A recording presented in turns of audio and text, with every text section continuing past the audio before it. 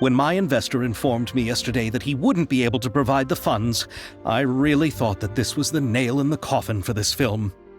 I had no idea that I'd find so many people willing to help me on such short notice. Thank you. Thank you all from the bottom of my heart. No need to be so cordial, Mr. Xavier. We're all honored to be a part of this. Your works made a profound impression on me when I saw them back in Inazuma. I am sure that someday, this film will be remembered as a prime example of cultural exchange between Fontaine and Inazuma. Yes, the story is the reason I agreed to join. I can't bear to even imagine what this film would look like without the very best director. Anyway, I would like to make a promise to everyone that as the producer of this film, I'll do whatever I can to ensure that everything goes as smoothly as possible. This is not just my film. It also embodies the thoughts and feelings of every person here, as well as the endless effort we are about to pour into it. So, without further ado, The Two Musketeers will officially begin filming now! You may take it from here, Director Farina. All right, listen up, everyone.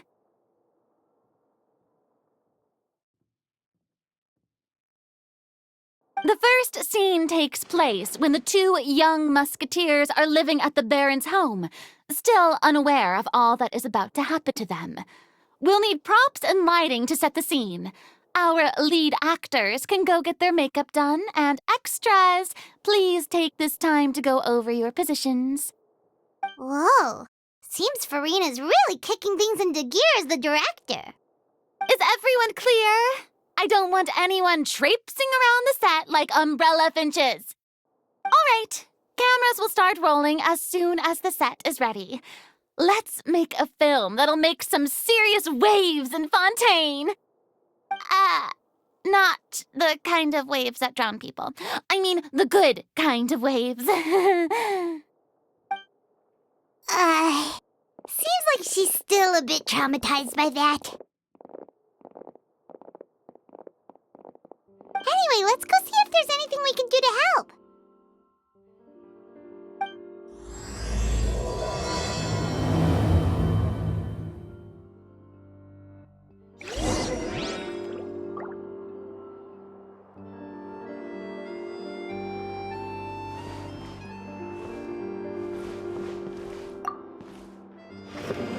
How about here? A little more to the left. You got it. Hey, Yoimiya, do you need a hand? No, I'm fine. You know, doing the lighting is kind of like designing a fireworks show. It's interesting to imagine what kind of atmosphere the lights will create. I heard that the Traveler will be operating the camera and Paimon will be the clapper loader, right? Those roles are just perfect for the two of you. Really? Is that because it'll be easy for Paimon to hold the clapperboard while flying? Well, sure, there's that, but that's not exactly what I meant. I just think that after all your journeys together, you two must have developed a super close bond and just naturally know how to work with each other. If I'm not mistaken, the director will want the cameras rolling as soon as the clapperboard goes clack. Oh, I see. It's amazing to see the magic behind filmmaking. Yoimiya, we need lights over there, too. Oh, on it! I've got to get back to work. Chat with you later. Oh, it's exciting to see so many people working together to bring the film to life.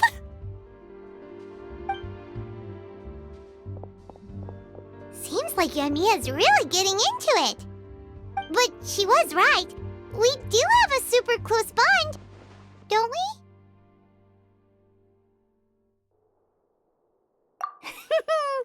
Paimon's really happy to hear that.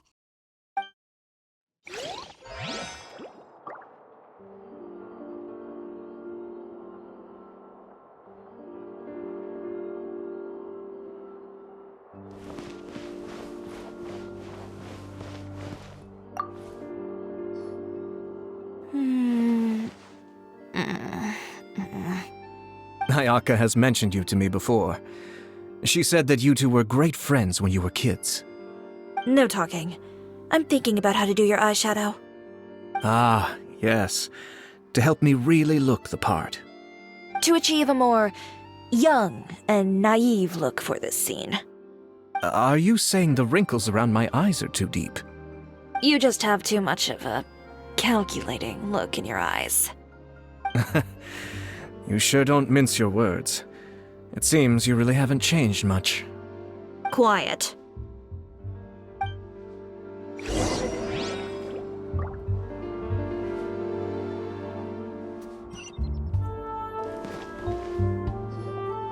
So, this is a real musket? No, it's just a prop weapon. Not bad. Have you seen a real musket before? Only in books and newspapers. I made this one based on the relative shape and proportions I saw in reference images. When we're filming, some special gunpowder will be applied around the muzzle, which will help create the flash and smoke effects of a real gun being fired. Which means it'll be up to the actors to portray the recoil. That's right. The sound effects for gunshots will also be added in post-production. Thank you, Veronique. I think I know where to start now. However, the musket's gears and firing pin could still use some work. Adding some wear on the metallic components will make them appear more realistic. Also, be sure to rub the muskets with some oil each time before we start shooting. That'll give the impression that the firearms have been well maintained. Good point. You seem to know a lot, Miss Chevres. I assume you use these types of firearms on a regular basis? Yes, I perform routine maintenance on my weapons every day. Just like we as people need to eat and sleep, muskets need to be cleaned and maintained. I also perform similar care for my sword every day, and familiarize myself with its shape and weight, to the point where it feels like a natural extension of my body. Yes, this way, our weapons will never betray us in the heat of battle. Yes, well said. It seems we have the same philosophy on this topic. Oh, sounds like they found a common interest to talk about. Though these props differ from the muskets I use, I can still give you some pointers. Good. I look forward. First and foremost, never point the weapon at anyone, regardless of whether it's a real or prop weapon or whether you're holding it or it's on the table. This holds for any time when you're not actively engaging an enemy. Okay, understood. When aiming the musket, extend your arm so that it's level with your shoulder and use your eye to look down the weapon's sights. Like this? Not bad. Now, try saying your lines. This is the end of the road for you. Good. Now turn your body a little. That way, you'll give your enemy less of a target to work with. And relax your shoulders. Here, allow me to demonstrate. This is the end of the road for you. Huh. Excuse me, Miss Chiori. Director Farina, there's something I wish to discuss with you. Oh? What is it? Like this? Yes, much better. What do you think? I do see your point. But are you sure you wish to do this? I believe it would be most fitting. Well, if you insist. All right, I understand. Miss Ayaka, Miss Chevres, could the two of you please come over here? Huh? What's going on? Are we gonna start filming now? Let's go see. What is it? I have a question for you, Miss Chevres. Would you be willing to play the role of a musketeer? What? To clarify, I would like to turn over my role to Miss Chevres. But brother... Don't worry, Ayaka. I actually view this as a good thing. I was becoming troubled trying to set aside some time to speak to the staff at the Palais Mermonia. I would like to have some conversations about the cultural exchange between our two countries, and I've heard that the bureaucratic process here can get rather complicated. Now, I will be able to focus on my work. Besides, You also know that I'm not really one for public performances. Are you really sure? From a director's point of view, I also felt like the relationship between the two musketeers in the original story could be improved. The older brother in the story plays the lead role with his overbearing character, but this causes his character to overshadow that of his sister, and the theme of the two supporting and relying on each other isn't conveyed very well. But if we were to change the siblings to two sisters of a similar age, then that aspect of the story might come through more clearly. Also, I've seen you instructing Ayaka. That cold and dignified personality is exactly what we need for the older musketeer. Of course, even with all these insights, the decision should still be made by Miss Chevreuse. Chevreuse mentioned that she really likes the story, right? Paimon bets that she'll take the role. All right, I'll take the role. Good. It's decided then. I'll get started on making edits to the script. We'll also need to make some immediate adjustments to the lighting, props, and costumes. I have a feeling that our adaptation will be even better than the original story. You're doing a great favor for me, Miss Chevreuse. You have my gratitude. Don't mention it. I like this character, so if anything, I should be the one thanking you. Well, since my brother is the one who brought up the idea, I suppose there's no need to worry. Let's go, Miss Chevreuse. I look forward to working with you. Please, just call me Chevreuse.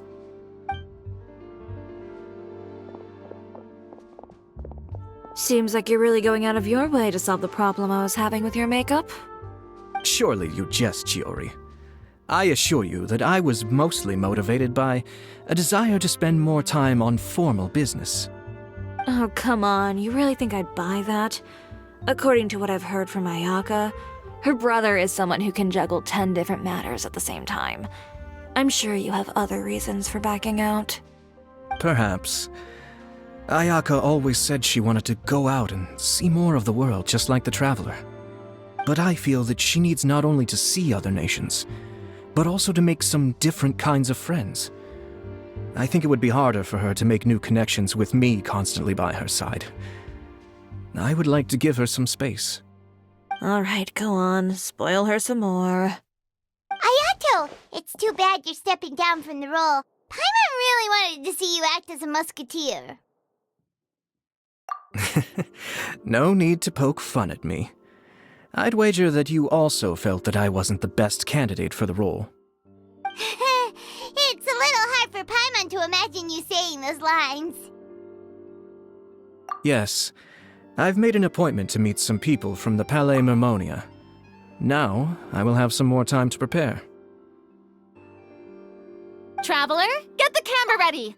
Paimon, get the clapperboard. Actors, to your positions. We're about to start shooting the first scene. Go on now. And please take good care of Ayaka. Yep, don't worry. Thank you. I look forward to seeing the film when it's finished. All right. Now that we're all here, let me help set the scene for everyone. The first scene takes place when our two main characters are still living at the Baron's estate. They've been ostracized and verbally abused by others in the household, but they still have no idea why. We want to capture how naive and innocent they are despite their pain. Chevreuse will be playing the role of the older sister, Tulip, and Ayaka will be the younger sister, Iris. Be sure to get close-ups of the main characters at the right moment. Silence on the set! Lights! Camera! Action! Let's go! Tulip, Mother's been out for quite a while now.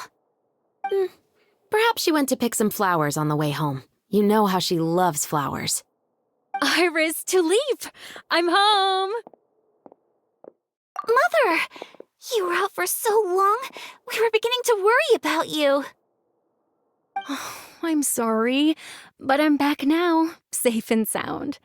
Here, I brought your favorite treat, apple turnovers. Mother, what are those bruises on your hand? Huh? What bruises? Oh, I must have bumped into something while I was working yesterday. But I didn't notice them this morning. Then perhaps they're from when I accidentally tripped when I was out just now. By the way, did you have fun playing at home? What's the matter, Iris?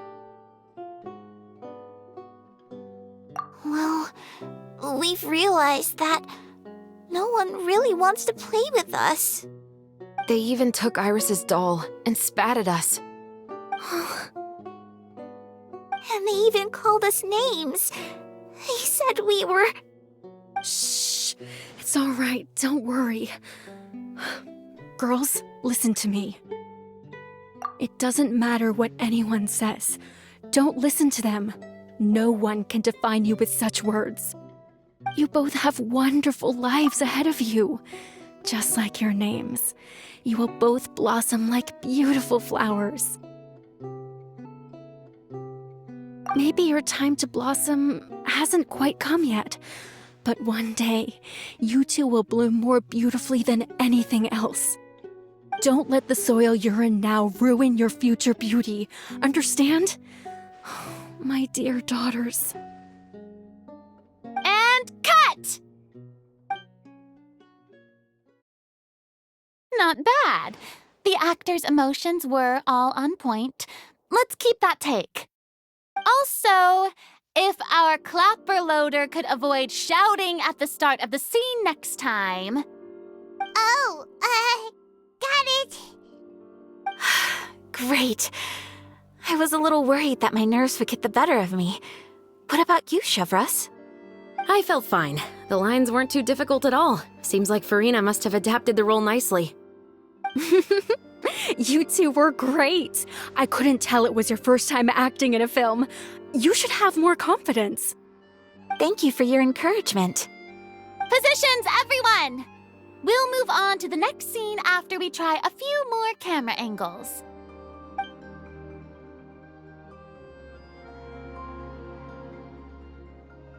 This scene is when our two characters return home, only to discover their mother has been murdered. Ready? Lights! Camera! Action! Mother, we're back! Mother?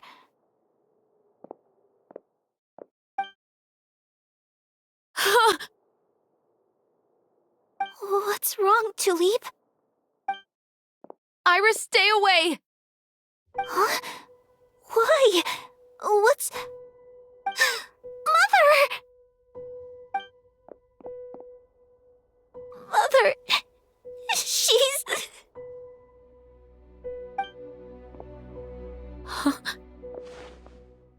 There's poison in this cup. Huh? I could have sworn I've seen this kind of cup before. Those aristocrats. They didn't even try to cover up their actions.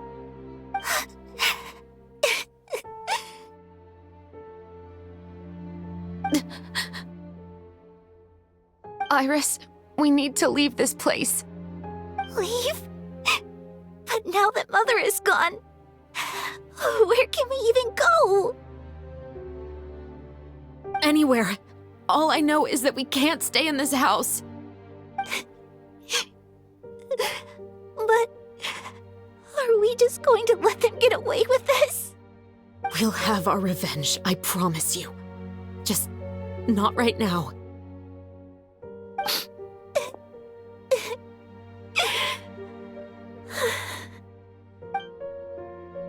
Come on, let's go. No, wait. We can't just leave Mother here like this.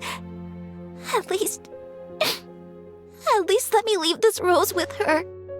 That's why we went out in the first place. To buy her this flower. All right.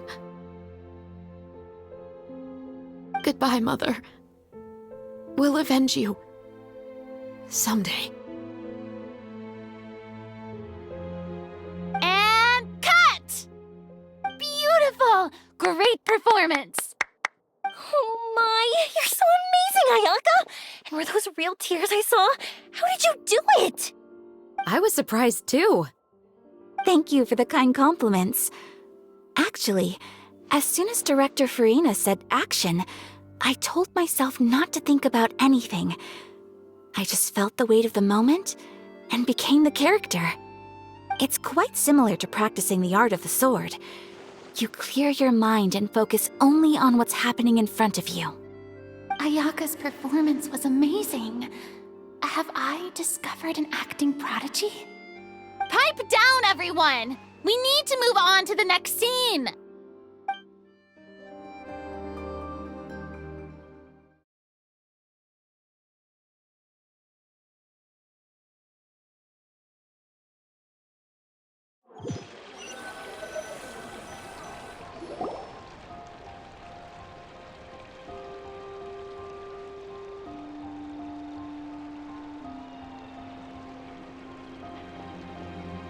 Huh? Are we done already? But Paimon wants to keep playing with the clapperboard. How do you feel, Traveler? Is your arm sore from holding the camera all day? Good work, you two. You too, Shivers. You were quite the actress today. I've read this novel many times before. I have a good grasp of my character's mindset. Anyway, do you remember my request from yesterday? Oh, right! We were having so much fun that Paimon nearly forgot! You have a case where the murders seem really similar to the cases in the novel, right? So, how are they similar exactly? In the story, the main characters grow up to become two musketeers, always using their guns to carry out their revenge. And on each of the victims, they place a rainbow rose as a signal that they've returned. Yes, that's correct. We found rainbow roses just like in the novel. Seems like you're connecting the dots now. Oh, that does sound pretty concerning. Especially after seeing the script today. Oh, now Paimon can't stop wondering what kind of ulterior motive the murderer might have. What do you think, Traveler? You're smart. Paimon wants to hear your thoughts. Good. On behalf of Fontaine's Special Security and Surveillance Patrol, thank you for your dedication to justice. There's no time to lose. We should start investigating right away. Follow me. Huh? Right now? But we just got done filming all day. Paimon's so tired. The most valuable intel always comes after nightfall. They are like small, remote islands in the middle of the sea. If you don't stay vigilant, you will pass right by them in the fog. That's how one of my favorite books always puts it, at least. So, where are we going right now? Let's start by checking out some workshops that sell mechanical components. If the culprit is making their own weapons, it's very likely that they'll visit those sort of places.